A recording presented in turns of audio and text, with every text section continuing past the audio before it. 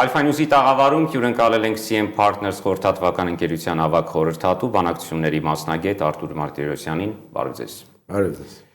Պարոն Մարտիրոսյան, Միացյալ Նահանգների նախագահ Թրամփը Իսրայելի Քնեսեթում բացականչում է, պատերազմը ավարտվեց։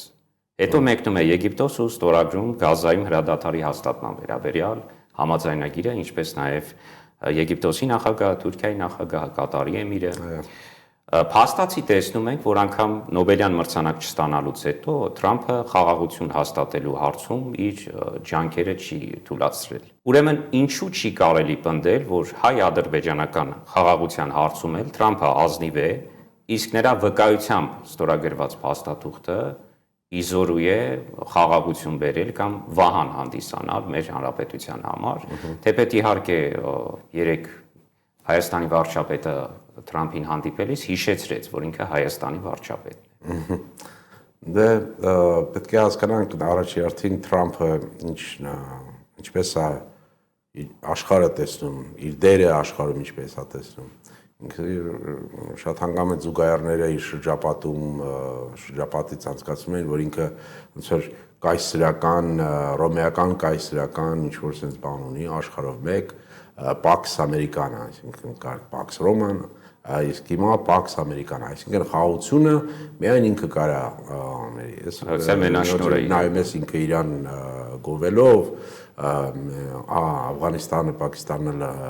նորից լարվածություն կա, ես այսի թող սպասեն, ես այս կզբաղվեմ։ Իմ մոտ շատ լավ է ստացվում, ես խաղաղություն եմ ամենտեղ բերում։ Բայց դա PR ավելի շատ, որովհետև նույնիսկ եթե նայենք այս Գազայի բանով, այո, պատերազմը զինադադար կարելի ասել, որ մանավանդ ինչու, որովհետև երկու կողմն էլ ուզում էին արդեն։ Իրանց պետք էր որ այդ բանը լիներ, իսկ ինքը ճիշտ հաշվարկել է, պաղը այդ իր մոտ լավ է ստացվում։ Բայց զինադադարը եւ պատերազմի այս փուլի ավարտը չի նշանակում, որ հակամարտությունն է ինչ որ ձևով կարգավորվել, որովհետև այդ հակամարտության ամենակարևոր բովանդակային կետերը չեն էլ գտել ոչ մի բան։ Տեսեք, ամենայն դեպս փաստաթուղթն է ներողություն խաղաղության մասին է, կարծես զինադադարի մասին։ Ինքը խոսում է խաղաղության մասին, ինչպես խոսում է Փաշինյանը, այստեղ PR-ի շատ ամենակարևոր կետերից մեկն է, որ դու երբ որ այդ շրջանակը տալիս ես, ասում ես, այս է լինելու պատկերը, սա է ճիշտ մեկնաբանությունը, եւ պնդում ես, որ բոլորը պետք է ընդունեն, այլ ձև պետք չի նայել։ Իսկ ով այլ ձև է նայում, դրանք ճուզողներն են, դրանք ուղղակի թշնամի են եւ այլն։ Դա պարզաբար դարվում, բայց երբ որ դու ուզում ես հասկանալ բովանդակությունը, ինչպես Գազայում մեր դեպքում, դու տեսնում ես, որ ոչ մի շատ կարևոր բաներ վերջական լուծում չեն ստացել դեր։ Մեր դեպքում նախաստորագրվել է հայ ինքը ականատեսն է, հայ ինքը միջև լինելու է նախագահ, ես դժվար եմ պատկերացնում, որ Ալիևը եւ Թուրքիան փորձեն ինչ-որ ռազմական ձևով ինչ-որ խնդիր լուծեն այստեղ, բայց իրանց այդ պետք էլ չի, իրանք արդեն ստացել են այն ինչ-որ ցանկանում են ստանալ, մնացածն էլ պատրաստ են ստանալ այս իշխանություններից, որովհետև այս իշխանությունները պատրաստ են ամեն ինչ իրանց սկուտերի վրա մատուցեն, էլ պատերազմի չի նա իրանց պետք։ Իսկ արդյոք դա նշանակում է, որ երկարատև խաղաղություն է սա։ Ոչ, որովհետև դու շարունակելու ես զիջել, դու թույլ կողմես, ի տարբերություն նույնիսկ պաղեստինցիներին, որոնք որ միջև վերջ չնայած քարուքան եղավ Գազան, զոհերի թիվը նայում ես եւ այլն, բայց իրանք միջև վերջ պահել են այդ գիծը, որ մենք չենք հրաժարվում Պաղեստինա պետությունը ձևավորելուց եւ երկու պետության բանով լուծումը գտնել։ Հիմա տեսեք մի շարք երկրներ արդեն այնտեղ Մակրոններ, այնտեղ Թուրքիայի նախագահներ, ինչ են անում այնտեղ Ալիևը եւ Փաշինյանը, ես ընդհանրապես չգիտեմ, բայց այն ովքեր որ կարող են ինչ-որ ազդեցություն ունենան այդ հակամարտության վրա, իրանք չեն տեսնում, որ այդ հակամարտությունն է արդեն հավերժ խաղաղություն է ինքը բերել, այդպես բան չկա, որովհետեւ իրանք հասկանում են, որ միջև չկարգավորվի շատ կարևոր հարցերը տարածքը, որ տարածքի վրա է ձևակերպվում Պաղեստինյան պետությունը, դա 67 թվի 1967 թվի գծով է լինելու, ոնց է լինելու, արդեն այդ գծից արդեն շատ է շեղվել Իսրայելը արևմտյան ափում, փախստականների հարցը ոնց է լուծվելու 48 թվից փախստականներ կան, պաղեստինական։ Եվ Թրամփը արդեն իր համար լուծել է երրորդ ամենակարևոր հարցը՝ Երուսալեմը, որ ում է պատկանում։ Բայց դրա հետ համաձայն չեն շատ այլ բաներ։ Էլ ես չեմ ասում, որ իմանալով այդ մշակույթը ես աշխատել եմ երկար տարիներ իսրայել-պաղեստինական հակամարտությունում։ Ես դժվար եմ պատկերացնում, նույնիսկ եթե Համասը չլինի գործոն, հա, պատկերացնենք, որ ինքը վերանալու է ինչ-որ մի ձև, բայց դա չի վերանալու։ Այդ դառնությունը այս պատերազմի, անարդարությունը այս պատերազմի, ինչպես է չեզոքանալու, հոդս է ծնդելու, ինչա թե հիմա ինչ-որ արագ ձևով նորից վերակառուցվելու է Գազան, որը պահանջելու է մոտ 50 միլիարդ դոլար, որը իհարկե Թրամփը պատրաստ չի ինքը արդեն խոսում է, որ արաբական երկրները պետք է, այսինքն Իսրայելը քարուքան դառնում, իսկ արաբական երկրները պետք է խաղաղություն կբերեմ, դուք ֆինանսավորեք խաղաղությունը։ Հիմա դուք պետք է բերեք, որովհետև խաղաղությունը իր պատկերացմամբ խաղաղությունը դա փողն է, դա տրանզակցիոն ինչ-որ մի բան է, բայց խաղաղությունը առաջերտին արդարություն է։ Եթե այդ արդարությունը չի ձևավորվում, դու ուշ թե շուտ միևնույնն է վերադառնալու ես այդ հակամարտության ինչ-որ թեժանալու պահերից չես կարող վերջնական բան անես, հեռացնես դա։ Այդ դա մասին խոսում էր նույն Էրդողանը, եթե լսենք իր ճարը, ինչ է փոխվել Էրդողան այն ՄԱԿ-ի ասամբլեից կոչում է իր ցեղասպանություն։ Կարող է ցեղասպանությունը փոխվում է, հենց որ դու բան ես անում այնտեղ հայտարարում ես, որ խաղաղություն է արդեն։ Իհարկե ոչ։ Իհարկե ոչ։ Հիմա ցեղասպանություններ թե չէ, ես չեմ ուզում խորանալ այդ հարցում, բայց այդ սահմանումը տրվել էր ՄԱԿ-ի կողմից։ Նա չի որ սա ինչ-որ բան է։ Իհարկե Թրամփի շրջանակի մեջ, որ ենք ուզում որ տեսնեն, չի լինելու այդպիսի բան, մոռացեք դրա մասին, հեսա փլատակներից տեսեք ինչ են կառուցում այստեղ։ Բայց այդ կառուցելն էլ երկար տարիներ է պահանջելու։ Ես էլ չեմ ասում, նայեք տեսնենք ինչ է պահանջվելու Ուկրաինայում, երբ որ պատերազմը ավարտվի, հա, եթե ավարտվի կամ։ Դե եթե եւ երբ։ Այդտեղ ինչ սկայական գումարներ են պետք լինելու, ինչ ծավալի աշխատանք է պետք լինելու անցկացնել։ Մեզ ուզում են համոզել, որ այդ խաղաղությունը կարա շատ շուտ կա, առաջ այդ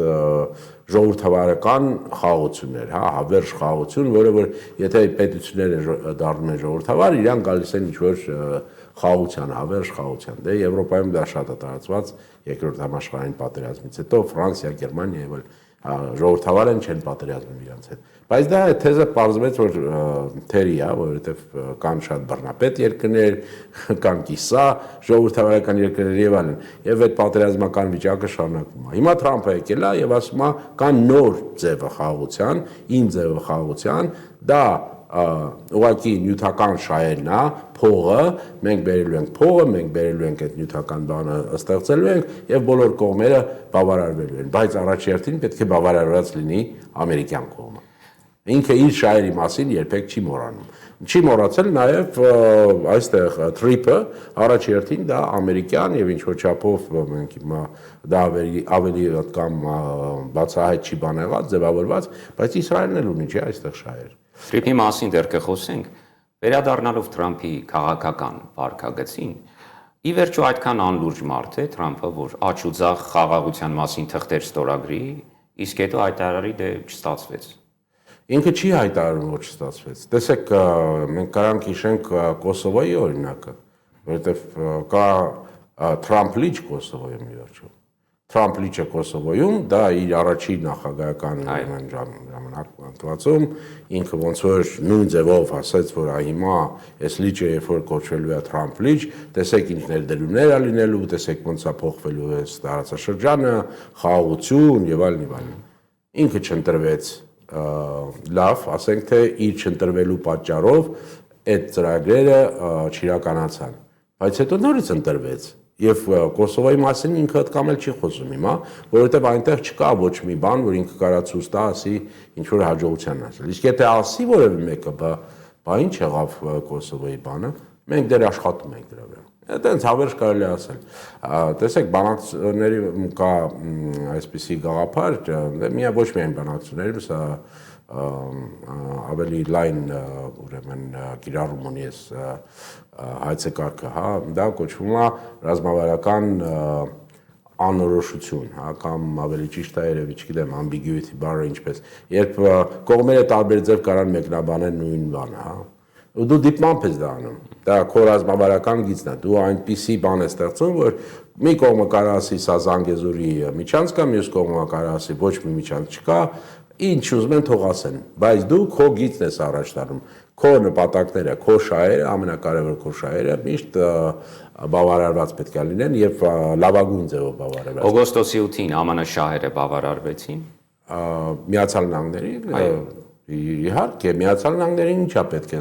տարածաշրջանում։ Նախ եւ առաջ ոչ միայն Միացյալ Նահանգներին, բայց արևմուտքին ասենք sense որպես հավաքական, չնայած այդ հավաքական բանը ես դա կամել չեմ սիրում, բայց այս հարցում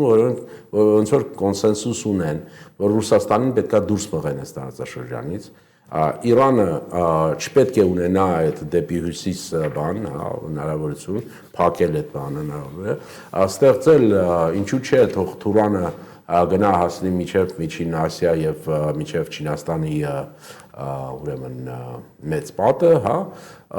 ինչու, որովհետեւ այդպիսով եթե դու ես կառավարելու այդ ամենը, դու ես ամենակարևոր գործոնը այդտեղ, դու նաև կարողանալու ես կառավարել այդ պահը, որը կարա ճնշում գործադրի թե Ռուսաստանի վրա, թե Պարսկաստանի, Իրանի վրա, թե Չինաստանի վրա եւ ընդհանրապես այդ տարածքում դու ստանում ես շատ կարևոր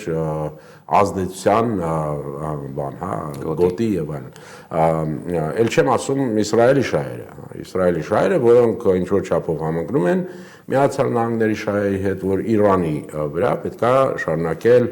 ճնշում գործադրել, որովհետեւ Թրամփը առանց ճնշման չի տեսնում այդ իր պատկերացրած խաղաղությունը։ Ինքը պետքա ճնշում լինի, պետքա կողմերը անգամ հոգնեն պատերազմից, որ ինքը կարողանա այդ պահին գա, ասի այ հիմա խաղաղություն։ Այ ուկրաինացի ռուսները դեռ չեն հոգնել պատերազմը, թող իջել պատերազմեն։ Ես իմ շահը բավարարում եմ, չէ, այնտեղ, որովհետև ես զենքը վաճառում եմ եվրոպացիներին, եվրոպացիք տրամադրում են ուկրաինացիներին։ Ուկրաինացիները հարվածում են Ռուսաստանի նավթային եւ գազային ինչ-որ ինֆրաստրուկտուրային, դա էլ վատ չի մեզ համար, թող հարվածեն։ Կարևոր է մենք Ռուսաստանին դուրս մղեցինք գազի եւ էներգետիկ շուկայից բանի Եվրոպայի եւ մենք ենք լինելու այնտեղ հիմա։ Տեսեք, միշտ պետք է հասկանալ ինչ շահեր են հետապնդում եւ Միացյալ Նահանգները, բայց շահ ունենալը դու կարաս տարբեր եղանակներով փորձես այդ գաս այդ նպատակին։ Թրամփի համար մեթոդը, ձևը ոչ մի նշանակություն չունի։ Իր համար կարևոր է որ դու հասնես քո դրված նպատակին։ Եվ ինքը ամենտեղ հասնում է այդ նպատակին, բայց PR-ի տեսքով դա պետք է նաև լինի, որ իբրև սա խաղաղության համար է սա մնանում։ Ոչ թե մեր շահերը բավարարելու համար, այլ ձեզ խաղաղություն են բերել։ Ողորմելիներ, ձեզ համար բերել եմ այս խաղաղությունը։ Արդյոք այդ խաղաղության ձախողման պարագայում, անգամ հայ-ադրբեջանական տվյալ դեպքում, նոր ու ավելի արյունալի քաոս չի սկսվելու երկրագնդում եւ սիլոգիզմ չի ձևավորվելու, որ փաստորեն այս երկրագնդում Միացյալ Նահանգների նախագահի ստորագրությունը անգամ իզորու չեղավ հարց լուծել։ Բայց ինքը ինչ է ստորագրել, որ ինքը վկա էր, որ երկու կողմերը ցանկություն են խաղաղության, դա մեր դեպքում, իսկ Գազայի մյուսին։ Գազայի դեպքում ինչի թվում, որ կողմերը այդ անգամ են բան եղած, հա, որ նույն Համասը կարա շատ արագ հիմա վերականգնվի եւ շարունակի ինչ որ պատերազմական գործունեություն ծավալի իրանց պաշարները իրան նույն մարդկային այդ բանը հա դեռ պետքա այս նոր սերունդն էլ մեծանա որ իրանք նոր զինվորներ ստանան հա այնպես որ ժամանակ կտևի այդ ժամանակն է կարևոր Թրամփին հիմա ես նույնն էլ մեզ մոտ արագ պատերազմ չի լինի այդ դա կարելի է զսպել ու դա է կարևոր ամեն տարի կարաս ասես տեսնում եք խաղաղություն է պատերազմ չկա եւ չի լինելու ինչպես Փաշինյանն է ասում այո այդ չի լինելու այ դա է հարցականի տակ որովհետեւ չկան այն գործոնները զսպող գործոնները որոնք դու կարող ես անվանել որ իրանք բերել են այդ իրենց ասած հավերժ խաղաղությունը հավերժ խաղաղությունը ո՞րն է մենք չգիտենք նույնիսկ ինչ ալնելու 5 տարի հետո դու խոսում ես 100 տարվա խաղաղություն բայց հիմքում ի՞նչ է հիմքում հետեւյալ շատ ուրեմն թերի ինչ-որ sense թեզա թեզը հետևյալն է մենք հիմա Ադրբեջանին եւ Թուրքիային իրանց շահերը բավարարելու ենք եւ դա թույլ է տալու մեզ եւ ամբողջ արևմուտքը ասելու է դե լավ այ հիմա հանգիստ թողեք Հայաստանին Բայց ինչ նշանակում հանգիստ թողեք Հայաստանին։ Տենց բան երբեք տենց բան չի եղել։ Ադրբեջանը եւ Թուրքիան ունեն իրենց ծրագրերը, իրենց պատկերացումները, այստեղ ինչ պետքա լինի, ոնց պետքա լինի։ Այդ ամենին հասնելու համար պարտադիր չի, որ ամեն ինչ իրանք պատերազմով հասնեն դրան։ Իրանք ուղակի օգտագործելով նույնիսկ պատերազմի սպառնալիքը կարողանում են այս իշխանություններից ստանալ այն ամենը, ինչ որ իրենց պետք է։ Հիմա տեսեք, սահմանադրությունը պետք է փոխեն, որ ստորագրեն վերջնական ստորագրություն լինի։ Առնվազն այդ պետք է անեն, ասում են պետք է անենք։ Ատոմակայանը պետք է փակվի։ Իրանք ասում են, որ այդ իրանց թեման է, բայց դա իրանց թեման չի։ Ովքեր որ զբաղվել են այս ռեգիոնով, գիտեն, որ արդեն 30 տարի է համարյա Ադրբեջանը եւ Թուրքիան ասում են, որ Հայաստանում ատոմակայանը պետք է փակվի։ Թուրքիայում պետք է կառուցվի, իսկ Հայաստանում պետք է փակվի։ Հիմա դուք ասում եք, որ պետք է փակվի, բայց ո՞նց է տենց լինում, որ ինչ որ նրանք պահանջում են, նույնն էլ դուք եք ասում։ Սա ինչ է, տենց ինչ որ զուգատիպություն է, հա, որ դուք նույնն եք բանանում։ Ոչ, իսկ իրանք ցուցակը դեռ սպառված չի։ Մենք գիտենք իրանք ինչ են պահանջում։ Ու իրանք չեն էլ թաքցնում ինչ են իրանք ուզում։ Իրանք ուզում են վերաբնակեցնել այստեղ ադրբեջանցիներին, իրանք ուզում են, որ այստեղ լինի շատ փոքր թույլ երկիր, որը ամբողջությամբ պետք է կախված լինի Թուրքիայի եւ Ադրբեջանից, եւ որպեսզի դառնա եվրոպական այդ կարլիկ պետությունների նման ինչ որ մի բան այստեղ, որ չխանգարի մեծ Թուրանին։ Ես ասում եմ, դա նորմալ է, լավ է, ինչ է, հանգիստ կապրենք մեզ համար, հա, թող փոքր լինի, բայց լավ լինի։ Չորրորդ հանրապետությունն էլ կլինի շատ փոքր, բայց շատ հաջողակ։ Հաջողությունը ինչու՞մն է, ինչպես եք սահմանում այդ հաջողությունը, նյութական լավ կապրեք ժողովուրդ։ Բայց լավ կապրենք, դա էլ է խնդիր, չէ՞։ Բայց իրանք իրանց շրջանակի մեջ այդ լավ ապրելը եւ խաղաղությունը, հիմա տեսեք, այս արդեն սկսվել է, չէ՞, բանը, ընտրական արշավը, փաստորեն։ Իրանք ինչպես են շահագործելու այդ երկու ապագայի պատկերները։ Իսկ մարդը ուզում է հավատա, որ լավ է լինելու։ Այստեղ իհարկե մեծ խնդիր կա, ոնց հավատաս մարդուն, որը որ արդեն մի քանի անգամ խաբել է։ Խոստացել է մի բան, մի ապագա, եւ այդ ապագան դրա հակառակն է տեղի ունեցել։ Հիմա նորից հավատակ նույն մարդուն, որ ինքը հիմա վերջնական է լինելու է։ Այստեղ չկան ոչ մի հիմքեր դրա այդ հավատի համար, հասկանում եք, որովհետեւ միջազգային հարաբերությունում այդպիսի բան երբեք չի եղել, որ մի երկիր հրաժարվի ինքը իրեն պաշտպանելուց, ասի որ դա մեզ պետք չի, մենք ուղղակի լավ հարաբերություններ ենք ունենալու ձեզ հետ, իսկ մյուս երկրները չփորձեն չօգտվեն այն։ Նմանավանդ ի նկատի ունենալով, որ մենք հիմա ապրում ենք մի դարաշրջանում, որտեղ դեռ վերջնական չի ձևավորվել այդ նոր համակարգը։ Նոր համակարգը կսկսի ձևավորվել, երբ որ մեծ պատերազմները, մեծ այդ նոր գծերը կձևավորվեն։ Հիմնականում դա իհարկե վերաբերվում է ոչ միայն Միջին Արևելքին, այլ Ռուսաստանն, Ուկրաինա, ինչպեսին կլինեն հարաբերությունները Չինաստանի իր բանում, հա, Թայվանով եւ այլն։ Այդտեղից, երբ որ դրանք կավարտվեն, նոր կսկսվի ձևավորվել նոր համակարգը։ Իսկ հիմա չկա համակարգ։ Հիմա ով ուժեղ է, ով կարողանում է իր գիծը առաջ տանի, նա էլ դուրս է ստանում է այն ինչ որ հնարավոր է քաղել ստանալ։ Եթե օգոստոսի 8-ի իրողություններին այլ տեսանկյունից նայենք, դասագրքային ճշմարտություն է, որ հայ-թուրքական ներողություն, հայ-ադրբեջանական հակամարտության հարցում Թուրքիան ունի առերևույթ կամ ուրեմն երբեմն էլ անթակույց դերակատարություն։ Դրա բառ օրինակը, օրինակ 44-օրյայի ժամանակ Թուրքիայի արտգործնախարարության հայտարարություն էր, որ Ադրբեջանին կօգնեն այնպես, ինչպես որ ինքն է ցանկանում։ Հիմա մենք տեսնում ենք, որ Գազայի խնդրի պարագայում Թրամփը փաստաթուղթ է ստորագրում ըստ էության բոլոր շահագրգիռ կողմերի հետ։ Առնվազն վիզուալ դա այդպես է։ Հիմա եթե Հայաստանի պարագայում օգոստոսի 8-ին ստորագրություն լիներ ոչ միայն Թրամփի կողմից, ուրեմն Ալիևի եւ Փաշինյանի կողմից, այլ նաեւ Էրդողանի կողմից, արդյոք սա կփոխեր իրավիճակը եւ կբերեր քիչ թե շատ ավելի իրական կամ առհասարակ իրական խաղաղություն։ Բայց տեսեք, դա անհնար կլիներ, որովհետև Ադրբեջանը պատրաստ չի վերջնական ինչ-որ փաստաթուղթ ստորագրել դեր։ Ինքը դեր ասում է, ես դրել եմ ձեր արչև տնային աշխատանք ունեք, այս մինչև չանեք այս կետերը։ Ես չեմ ստորագրում, վերջնական ոչ մի բան չի ստորագրվել։ Կողմերը չեն վերցրել իրանց վրա ինչ-որ վերջնական պարտավորություններ։ Այն ինչ որ Միացյալ Նահանգների հետ առանձին հայկական կողմը, ադրբեջանական կողմը ստորագրել են, դա ինչ որ չափով ունի առնչություն իհարկե ընդհանուր ռեգիոնալ բանի վրա, բայց այդպիսի փաստաթուղթ ստորագրվել էր նաև միջև Թրամփի ընտրվելը, հա, որը կոչվում էր ռազմավարական Միացյալ Նահանգների հետ համագործակցության եւ այլն բայց ինձ ցույց տվեք բովանդակությունը, որտեղ ավելացնելով մի նոր խաղացող դուք շատ ճիշտ բան եք ասում, որ բանակցություններում շատ կարևոր է լինում, երբ որ սեղանին չկա ինչ-որ մի կարևոր խաղացող, ում շահերը կարևոր են, որ դու դրան էլ բերես, որ վերջական ինչ-որ տեսք ստանաս, դա շատ կարևոր մոտեցում է, բայց մեր դեպքում դե ոչ մի բան էլ չի ստորագրվել, որ ասեր, այ որ Թուրքիան էլ լիներ, մասնակցեր, այդ դեպքում արդեն կարելի էր խոսել խաղաղության մասին։ Բացի դրանից մեր ռեգիոնում, բացի Թուրքիայից եւ Ադրբեջանից եւ Հայաստանից, կան այլ երկրներ, որոնք ունեն ինչ-որ շահեր այս հարցերում, բոլոր այս հարցերում։ Հիմա եթե դու իրանց դուրս ես թողնում այդ պայմանները, ինչ կամով դու կարող ես համոզված լինել, որ իրենք իշա իրենց ազգային շահերին չես սկսելու խոչընդոտել կամ խանգարել այդ ծրագրին։ Եթե իրանք տեսնեն, որ դա իրենց շահերին վնասող ինչ-որ ծրագիր է։ Իհարկե կարան անեն։ Ես հիմա չեմ ուզում ասել, որ դա միանշանակ այդ ձևա լինելու, բայց ես տեսնում եմ, որ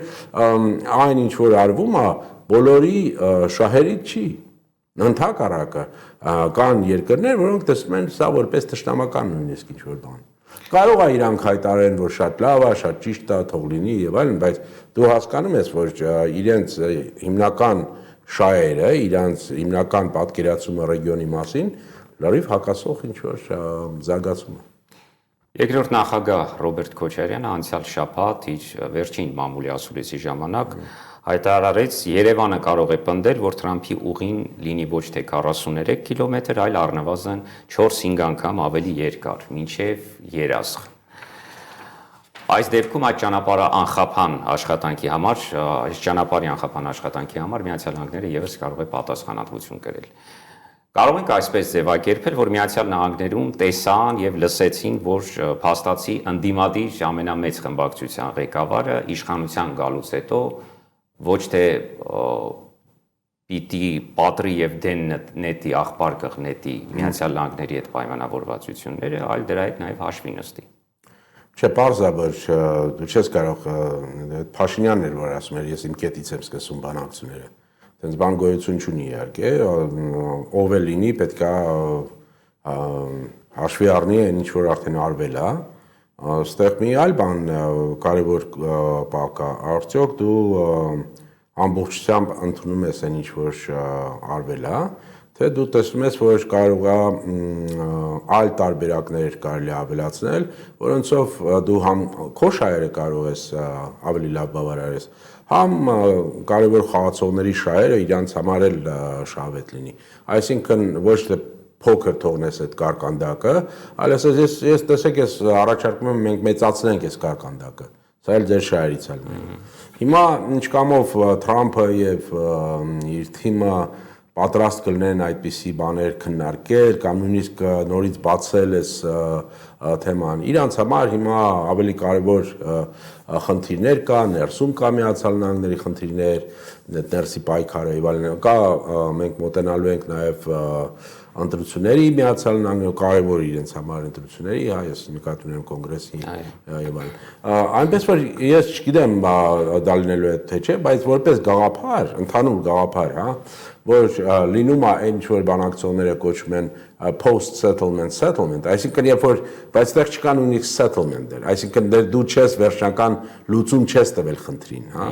Բայց երբ որ նույնիսկ լինում է ոնց որ վերջնական կողմերը արդեն ինչ որ մի բան ստորագրել են, դու երբ որ տեսնում ես, որ կարելի է ախր չէ փոխել, որ սա կարող էր ավելի շահավետ լիներ կողմերի համար, ու դա կոչվում է post settlement, այսինքն դու նորից բացում ես այդ թեման ու փորձում ես գտնել նոր լուծումներ, նոր տարբերակներ զարգացնել եւ այլն։ Դա հնարավոր է իհարկե, ես չեմ ասում, որ դա անհնար է, դա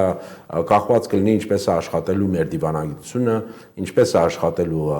Սփյուռքի հետ համատեղ այդ խնդիրները կարևորությունը այդ խնդիրներին նորից բերել ուրեմն Թրամփի ադմինիստրացիայի առջև դնել, Ես անունար բան չեմ տեսնում այստեղ, բայց այն որ այս պահին մեր իշխանությունները արդեն պատրաստ են բավարարվել այդ բանով, փաթեթով եւ ասել, որ սա վերջնական խաղացումն է, դա է վտանգավոր։ Դա է մեզ համար վտանգավոր, որովհետեւ այդտեղ չկա դեռ ոչ մի զսպող բաներ, մեխանիզմների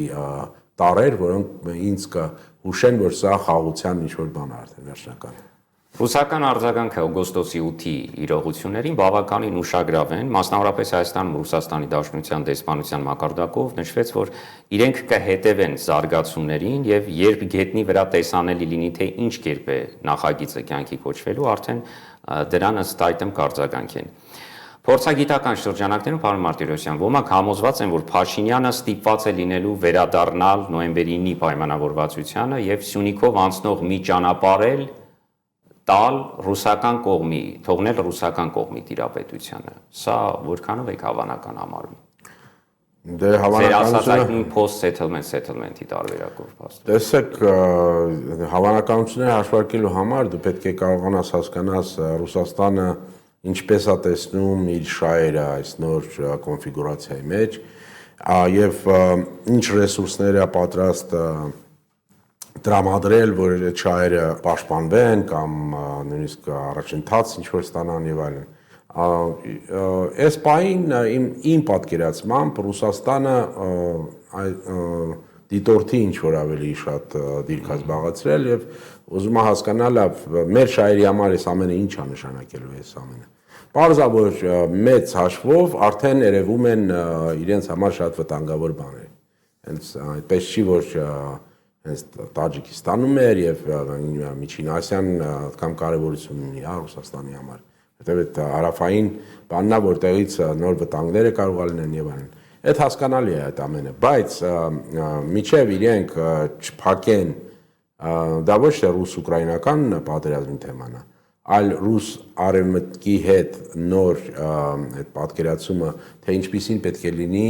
խաղաղությունը, հա, մտնելու ենք նոր ինչ-որ սառը պատերազմական ինչ-որ վիճակ, որը արդեն շոշափելի է նույնիսկ, ինչ-որ տեսնում ես, որ նմանվում է դրան։ Թե կարողանալու են դուրս գալ այդ վիճակից եւ գտնել ինչ-որ մի բան։ Եթե պետք է գտնեն, ապա իհարկե այդ վախերը կան, այդ վախերից օգտվում են նույնիսկ ուրեմն ռազմական արդյունաբերության տարբեր խմբերը,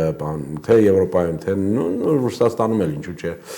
որ այո, սա արդեն լուրջ երկարատև հակամարտություն է լինել, պետք է պատրաստվել եւ այլն։ Բայց դրա հետ միասին դու հասկանում ես, որ կան այնպիսի շահեր, որոնք որ կողմերը չեն կարողանալու բավարարել, եթե չգտնեն ինչ-որ մի modus vivendi, հա, ինչպես ենք մենք շարունակելու ապրել։ Եվ իմ պատկերացմամբ Ռուսաստանի համար շատ կարևոր է, որ լինի այն ինչ-որ միջազգային հարաբերությունների տեսության մեջ ճանաչվել է որպես կարճ ֆորմուլա, դա կոչվում է no unfriendly power in my backyard։ Այսինքն ես չեմ հանդուրժելու ոչ մի թշնամական ուժ իմ տարածքում իմ բակում, հա։ Հիմա նույն մոտեցումը ունի Թրամփը, չէ։ Նույն մոտեցումը ունի Եվրոպան, ինչու՞ չէ։ Եվրոպան էլ է ուզում։ Նույն մոտեցումը կարծես թե Իրանը ունի, բայց դա գետնի վրա չենք տեսնում։ Բայց այդ դրա շուրջ կարող են պայմանավորվել։ Եվ եթե պայմանավորվեն, ինչ է դա նշանակելու, սա այդ մասն է, այսինքն Անդրկովկասը մնում է այդ իրանց գոտին, հա, այդ անվտանգության համար, թե իրանք վերանայելու են դեռ, որովհետև ասել, որ լինելու է այսպես, որ անպայման երկրորդ ճանապարհն է լինելու, դա նշանակում է, որ դու գիտես Կրեմլինը ինչպես է տեսնում այս պահին այդ վիճակը։ Ես պատրաստ չեմ այդպիսի գնահատականներ տալ, բայց որ տեսականորեն պարզ է, չէ, որ չի չեղարկվել այն մի պայմանագիր, դուք ստորագրում եք ինչ-որ մի նոր բան, Պարզ չի, թե ոնց հասա լինելու։ Լուծումներից մեկը կարող է լինի հենց այդ ինչ որ ասում են, որ երկրորդ ճանապարհն է լինել։ Չեք բացառել։ Դա չի կարելի բացառել, բայց ասել, որ հենց այդպես է լինել, ես պատրաստ չեմ։ Դա միանշանակ։ Ներքաղաքականին ավելի մոտենանք, մինչ մեր ընդդիմության այս կամ այն հատվածներից հնչում է տեսակետ, որ 2026-ին Փաշինյանը վերարտադրվելու է եւ այս անգամ տրամագծորեն արևմուտքից թեքվելու է դեպի Ռուսաստան, Փաշինյանը մեկնում է Բրյուսել ու հայտարարում Հարավային Կովկասում եւ Կենտրոնական Ասիայում Եվրամիության ներգրավվածության ավելացումը տեղի է ունենում ճիշտ պահի։ Հայաստանի պայմանական ուկրաինացման սցենարը անդարձելի է։ Չէ, ես նախ եւ առաջ պետք է հասկանանք ինչ նկատի ունեն մարդիկ, որոնք ասում են ուկրաինական սցենարի։ Ես նկատի ունեն, որ բախում է լինելու Հայաստանի եւ Ռուսաստանի միջեւ ինչ որ պատերազմական sense ինչ որ վիճակա լինելու։ Դա իհարկե ես բացառում եմ ոչ թե համար, որ անհնար է տեսնել այդ հակամարտության թեժությունն ինչ որ տենց սցենար, բայց ուղղակի Ռուսաստանին պետք չի, որ ինքը կիրառի ռազմական ինչ որ գործոններ, երբ որ ունի այդպիսի ավելի կարևոր գործոններ, որոնցով կարա ամիջապես ստեյի տնտեսությունը բերի ուղղակի կոլապսի բերի հասնի։ Ինչին է պետք իրանց, որ իրանք ռազմական փորձեն ստեղ ինչ-որ մի բան անեն։ Ես չեմ տեսնում, որ իրանք մտածում են այդպես։ Իրանք գիտեն ինչ լծակներ ունեն։ Հենց պատահական չէր, որ Դուշանբեում հարց էր տալիս Պուտինը Փաշինյանին եւ Փաշինյանը չէր կարող հասարակ հարցին պատասխան տալ։ Մեր ինչի համար էր Պուտինը տալիս, որ նորից շեշտը դներ, որ ձեր շահերից համագործակցում եք, ստանում եք դրական, տնտեսական, ուրեմն շատ լավ տարբերակ մեզ հետ։ Այդ էր իր ասածը։ Մի արեք այնպես, որ դրանից զրկվեք։ Հիմա իհարկե մենք կարող ենք նայել, այսինքն ուկրաինացումը, սիրիացումը Հայաստանի եւ այլն։ Ես չեմ տեսնում, որ կարևոր խաղացողները պետք է պարտադիր փորձեն ռազմական ինչ-որ բան լուծում տանեն սպանեն, անգամ վատա լինելու, որ ռազմական լուծում է պետք սրան։ Իրանք շատ հանգիստ են նայում, ինչ հայտարարություններ է անում Բրյուսելում Փաշինյանը։ Իմ կարծիքով, իմ պատկերացմամբ, ինչու, որովհետև իրանք տեսնում են, որ այն շատ կարևոր լծակները եւ գործոնները, որոնք որ շատ զգալի են Հայաստանի համար, գտնվում են ոչ թե Բրյուսելում, այլ գտնվում են այլտեղ։ Եվ եթե Հայաստանը փորձի sense ինչ որ կտրուկ փոփոխություն անի, հայտարարի, որ մենք այդ տեսեք օրենքը ընդունել ենք, մենք ուզում ենք Եվրոմիության անդամ լինենք։ Եվրոմիությունն էլ արդեն, բայց մենք չենք լսել դեռ որ Եվրոմիությունը այդպեսի բան ասի։ Եվրոմիությունն էլ է մեզ ուզում անդամագրի։ Մենք գնում ենք դեպի Եվրոպա։ Նույնիսկ նույնիսկ Վրաստանն է հիմա սարացրած ինչ որ վիճակում է դարձնում։ Դու հայտարարում ես, որ գնում ես այնտեղ եւ ինչ անելու Եվրոպան։ Եվրոպան վերցնելու է Հայաստանը իր բալանսի վրա, այսինքն քո տնտեսությունը ինչի վրա է բան եղած լինելու։ Ես թե էներգետիկան, թե նույնիսկ ուրեմն սննդային անվտանգությունը քո ամենտեղ որ նայում ես այդ կախվածությունները կան։ Հա իրանք ասում են, որ իրանք այլընտրանքային ինչ որ բաների դիվերսիֆիկացիա են անում եւ այլն, բայց դա ավելի շատ խոսալ է, քան անելն է։ Դա երևում է։ Դրա համար իմ կարծիքով դա ուղղակի մշտական sense խաղն է եւ իր ոչն է Փաշինյանի։ Ինքը գնում է Բրյուսել մի բան ասում, գնում հասնում է Դուշանբե մի այլ բան ասում եւ տենց փորձում է իր բանը շարունակի, հա։ Բայց հիմնական նպատակը արդյոք կարելի է, եթե նույնիսկ այդ նպատակն է Եվրոմիության անդամագրվելը, արդյոք դու կարողանալու ես տենց արագ անդամագրվես։ Ու իմիջիայլոց, երբ որ մենք նայում ենք նույն ռուս-ուկրաինական հակամարտությանը, հա, Ռուսաստանը ասում էր, որ ուզում եք Եվրոմիություն, լավ, գնացեք Եվրոմիություն։ Դա 13 թվին էր իրենց համար ոնց որ կարևոր, չէ, պետք է անպայման ստեղ գաք մեզ հետ լինեք եւ այլն։ Ուզում եք Եվրոմիություն, գնացեք Եվրոմիություն։ Մենք դեմ ենք, որ ՆԱՏՕ-ի անդամ դառնաք։ Հիմա այստեղ իհարկե կա շատ լուրջ խնդիր, արդյոք երկրներ, որոնք Եվրոմիության անդամ են։ Դա նաև Հայաստանին է ասում ներողություն։ Չէ, Հայաստանը չի ասում, որովհետև Հայաստանը ոչ մի բան էլ չի ներկայացրել, որ Եվրոմիություն, ոչ էլ Եվրոմիությունն է ասում, որ Ուկրաինային պատրաստ է, որոշ երկրներ դեմ են, բայց մեծ Բրյուսելից Ուրսուլա ֆոն դեր Լայնի շուրթերից մենք գալիս է մենք պատրաստ ենք ընդունել Ուկրաինան Եվրոմիություն։ Հայաստանի մասին այդպես բան չկա ընդհանրապես։ Հա դու օրենք ես ընդունել օրենքը ինչ նշանակում։ Օրենքը նշանակում է, որ կան ինչ որ ուրեմն իրավունքներ, հնարավորություններ կան սահմանափակումներ եւ այդ օրենքը խախտելու դեպքում ինչա տեղի ունենալու։ Ինչա նշանակում օրենք ենք ընդունել, որ մենք ուզում ենք ցանկություն ունենք Եվրոմիության անդամ դառնալ։ Դա հիմարություն է, ուղղակի հիմարություն է։ Որտեղ օրենք ոնց է այդ օրենքը աշխատում, ինչ է կանում։ Կամ ստեղծում են ինչ-որ մի խումբ բանոն նույն խաղի համար է, որ իրանք կարողանան գնան Եվրոպա, ասենք այդե տեսնում եք մենք ձեզ եկեք նորից խոսենք այս հարցերի շուրջ, քննարկենք, մեզ համար սա կարևոր է։ Ինչ որ բաներ փոխել, հա այս վիզայի բանը փոխենք կամ ինչ որ բան։ Բայց ամենակարևոր խնդիրը այդ Եվրոմիության անդամ դառնալը, այդքան հեշտ ճանապարհ չի եւ ոչ մեկ քեզ չի առաջարկում։ Եվ Ռուսաստանը Ուկրաինային ասում էր, ուզում եք Եվրոմիություն, այո, խնդրեմ, բայց մի խախտեք այդ շատ կարևոր ֆորմուլան, որի մասին խոսեցինք, հա։ Չպետք է լինի թշնամական երկիր մեր բանով։ Հիմա այստեղ ինքը պատրաստ է թշնամական դառնալ Ռուսաստանին եւ Իրանին այս տարածաշրջանում։ Եթե ինքը դառնա, եթե ինքը ես նկատի ունեմ Փաշինյանին, եթե Հայաստանին տանի այդ ճանապարհով, իհարկե մենք կարող ենք մեր տարածքը դարձնենք այդ բախումների տարածք։ Այդ դեպքում այդ սցենարը հնարավոր է, բայց ես հույսով եմ, որ ոչ ինքն է պատրաստ այդ ճանապարհով գնալ, ոչ իրան թույլ են տալու, որ ինքը հենց այդպես ձևակերպի, հա, այդ խաղը։ Որովհետև միայն իր ցանկությունով չի որոշվելու այդ բաները։